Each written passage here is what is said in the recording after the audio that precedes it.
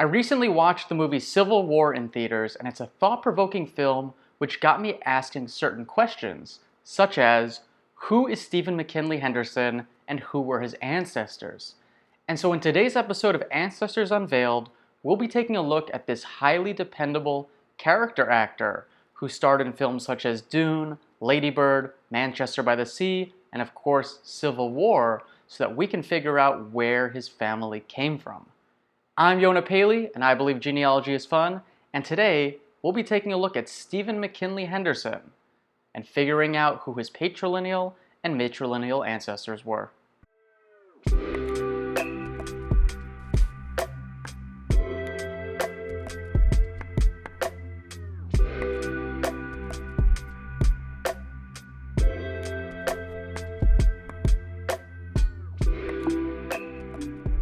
He was born August 31st, 1949 in Kansas City, Missouri, to parents Elihu Henderson and Naomi Johnson.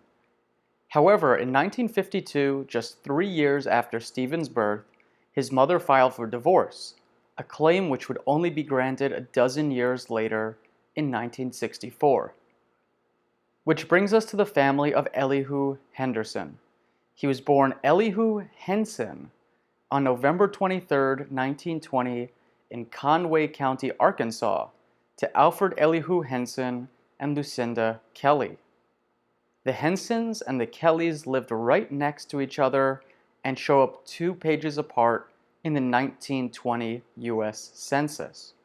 It appears likely that Alfred and Lucinda had their son out of wedlock, since I could find no indication of a marriage between the two, and both of them would subsequently marry other people.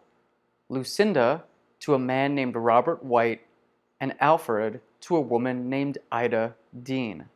But despite being born with the last name Henson, Elihu would be referred to as Henderson on all future documents, including the 1940 census.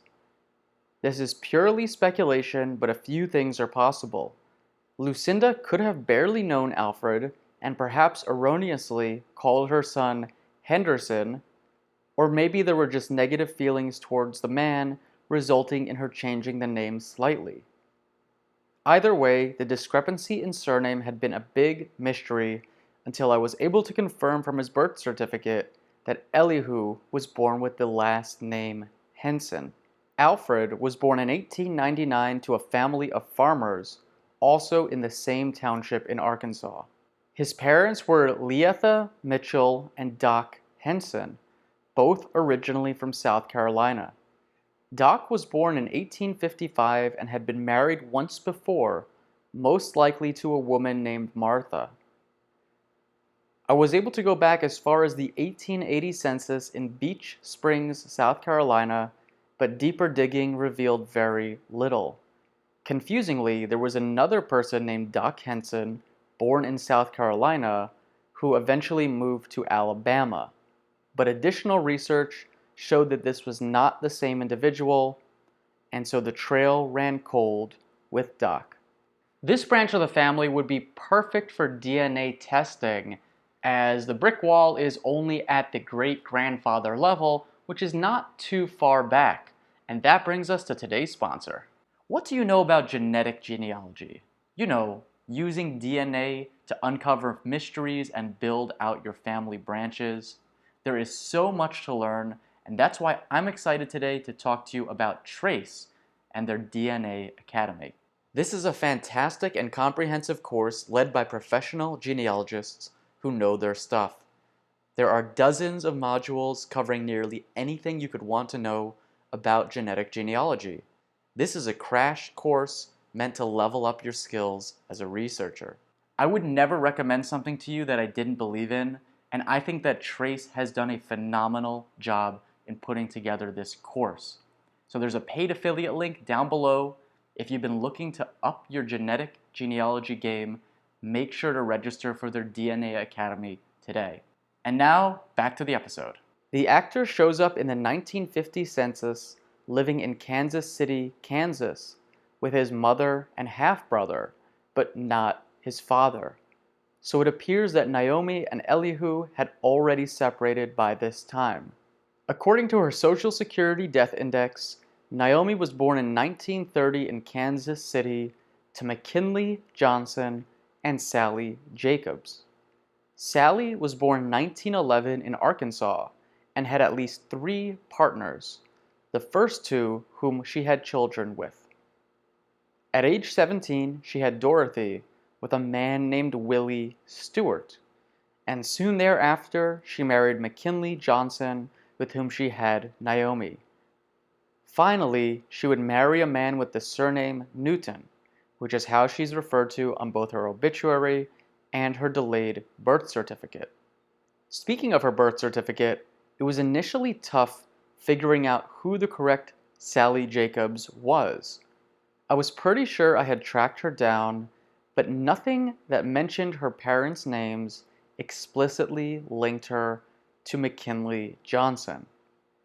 However, the aforementioned delayed birth certificate does reference a brother named Fred, and it was Fred's delayed birth certificate which gives us the information we need.